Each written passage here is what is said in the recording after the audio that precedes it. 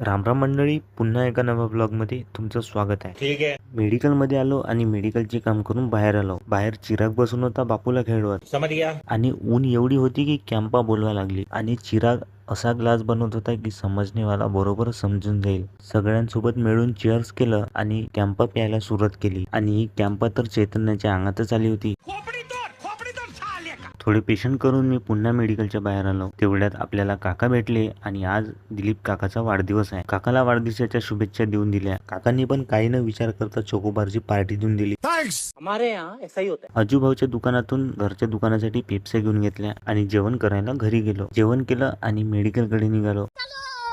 Medical मध्ये आलो तर नरेश काका दिसले दुकानामध्ये. नरेश काका काय बघत आहे बघायला गेलो तर हनुमान चालीसा होती.